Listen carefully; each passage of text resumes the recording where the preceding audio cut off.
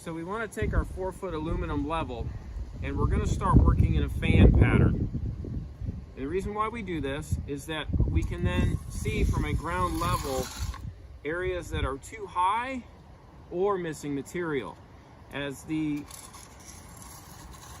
level goes over it, it will start to pick up areas that have too much and indicate where there's not enough. And then you can slowly start to either pull those materials to you or push them away. But what it does is it ensures that within that 4-foot radius or fan that you've achieved a level area. It also allows you to see from a ground level if things are too high or missing, and you can do your sculpting from a better level than you can from when you're standing above.